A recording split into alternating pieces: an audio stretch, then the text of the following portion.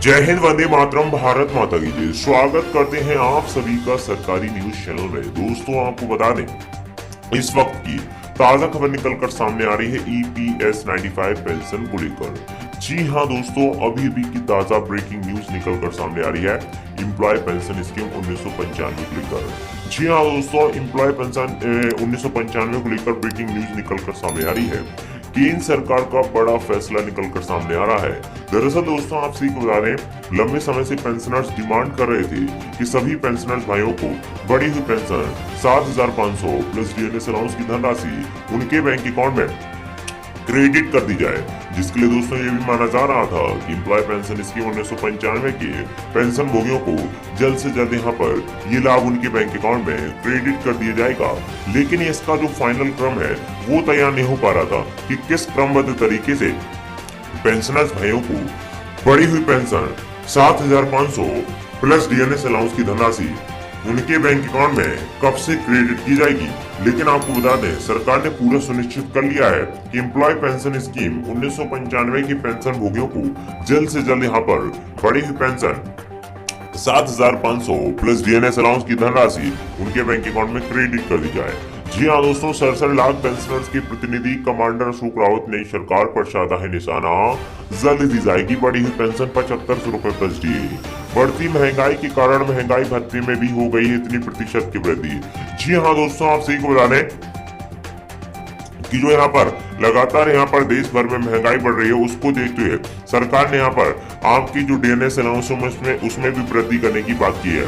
एक समान संहिता के तहत सभी 67 लाख पेंशनर्स को दी जाएगी एक समान बढ़ी हुई पेंशन 7,500 रुपए प्लस DNS अलाउंस। जाने किन किन पेंशनर्स को हो सकता है सबसे अधिक फायदा। जी हाँ दोस्तों, आपको बता दें, लंबे समय से जो मांग बनी हुई थी उस मांग को लेकर यहाँ पर पूरा का पूरा निर्णय कर लिया गया है। सुप्रीम कोर्ट के फैसले के बाद मिली है सहमति। वित्त मंत्री निर्मला सीतारमण ने लगाई अतिरिक्त बजटीय सहायता पर फाइनल मुहर। जी हाँ दोस्तों, आपको बता दें, वित्त मंत्री द्वारा निर्मला सीतारमण द्वारा फाइनल मुहर लगा दी गई कि EPS 95 पेंशनर्स को ज्यादा प्रॉफिट मिलना चाहिए। 67 लाख पेंशनर्स की मन में पर फिर से जागी बढ़ी हुई पेंशन की उम्मीद। EPF ने जारी किया तत्कालीन प्रभाव से नोटिफिकेशन। जी हाँ दोस्तों, एम्प्लॉय प्रोवाइडर फंड ऑर्गेनाइजेशन की चल रही PF प्रोवाइडर फंड की योजना की EPS पेंशन के तहत अब सभी को मिलेगी बढ़ी हुई पेंशन। जाने किन किन पेंशनर्स को होने जा रहा है सरकार द्वारा अतिरिक्त लाभ। दरअसल दोस्तों, आप सभी को बता दें, इसका मैटर सुप्रीम कोर्ट में लगभग 7 साल से चल रहा था और सुप्रीम कोर्ट भी इसका फाइनल निर्णय नहीं कर पा रहा था। हाल फिलहाल में यहाँ पर सुप्रीम कोर्ट ने भी यहाँ पर फाइनल निर्णय कर दिया है। देश के प्रधानमंत्री नरेंद्र मोदी जी ने भी जताई बढ़ी हुई पेंशन पर अपनी सहमति। इन पेंशनर्स को दी जाएगी 7,500 रुपए प्लस DNS अलाउंस। जाने किन किन पेंशनर्स को होगा इसका फायदा।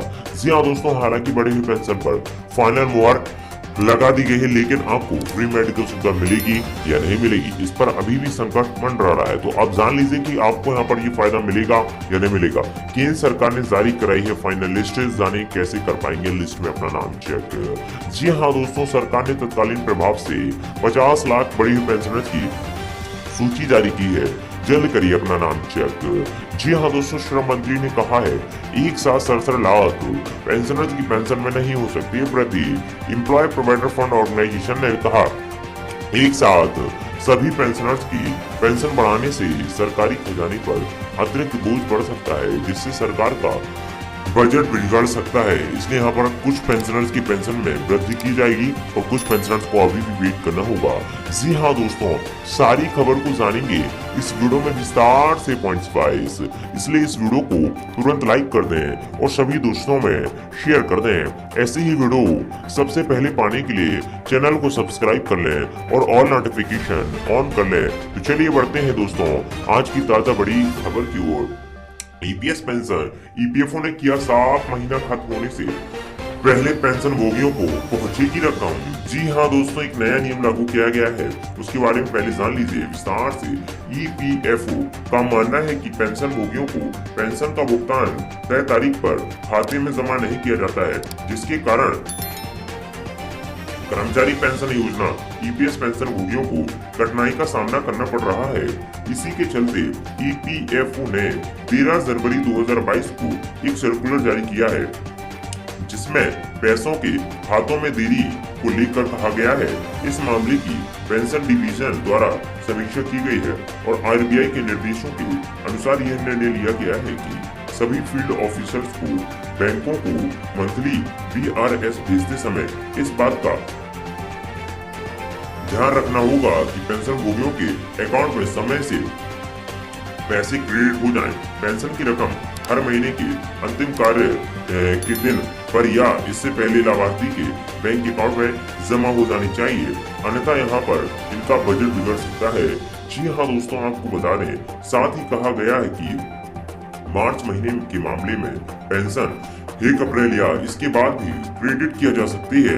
ईपीएफओ ने यह भी कहा कि इसके अलावा यह भी सुनिश्चित किया जा सकता है कि पेंशन वितरण करने वाले बैंकों को वास्तविक पेंशन भोगियों के खातों में जमा होने से 2 दिन पहले ना भेजी जाए। तो ऐसे में यहाँ पर आपको बता दें, ईपीएफओ सर्कुलर में कहा गया, कड़ाई से अनुपालन के लिए उपरोक्त निर्देशों को ध्यान में रखते हुए सभी कार्यालयों को सूचित किया जाता है कि वे अपने संबंधित क्षेत्राधिकारी के तहत पेंशन संवितरण करने वाले बैंकों को आवश्यक दिशा निर्देश जारी करें ताकि उपरोक्त का उचित कार्यान्वयन सुनिश्चित किया जा सके। ईपीएस क्या है? जी हाँ दोस्तों, आपको बता दें कि ईपीएस पेंशन के बारे में आप एक बार विस्तार से जान लीजिए ताकि आपको इसका बेनिफिट भी हो जाए। सभी कर्मचारी जो ईपीएफ में योगदान करने के पात्र हैं, वे ईपीएस के लिए पात्र हैं। मूल वेतन और 15,000 रुपए या उससे कम का ये प्राप्त करने वाले कर्मचारियों के लिए ईपीएस में नामांकन कराना अनिवार्य है। ईपीएस सुनिश्चित करता है कि निजी क्षेत्र के कर्मचारियों को 58 वर्ष की आयु तक पहुंचने के बाद पेंशन मिले। कर्मचारी और नियोक्ता प्रत्येक कर्मचारी के मूल वेतन का 12% ईपीएफ में योगदान करते हैं, जहां कर्मचारी का पूरा हिस्सा ईपीएफ में योगदान दिया जाता है। वहीं नियोक्ता के हिस्से का 8.33% हिस्सा ईपीएस में जाता है। साथ ही साथ आपको बता दें, सरकार द्वारा ये भी निर्णय किया गया है कि एम्प्लॉय पेंशन स्कीम 1995 की पेंशन भोगियों को अतिरिक्त सहायता भी दी जाएगी। जी हाँ दोस्तों, आपको बता दें, एनएसी के अध्यक्ष कमांडर सुनील रावत के निरंतर प्रयास के बाद ये भी फैसला किया गया है। एम्प्लॉय पेंशन स्कीम 1995 में संशोधन करते हुए सभी पेंशनर्स के खाते में लॉकडाउन के मध्य जो कठिनाई का सामना करना पड़ा है, उसी के सहायता के तौर पर अतिरिक्त सहायता दी जाए। साथ ही साथ आपको बता दें, सरकार ने और भी सहूलियतें कर दी है कि अब आप अपना लाइफ सर्टिफिकेट डिजिटल माध्यम से जमा कर सकते हैं। दोस्तों, इस वक्त की ताजा बड़ी अपडेट निकल कर सामने आ रही थी, जो कि आप सभी को बताना बेहद जरूरी था। दोस्तों, आप लोगों को कैसा लगा है कमेंट बॉक्स में बताने के साथ साथ वीडियो को लाइक करने के बाद चैनल को सब्सक्राइब करके और नोटिफिकेशन जरूर ऑन कर लीजिएगा।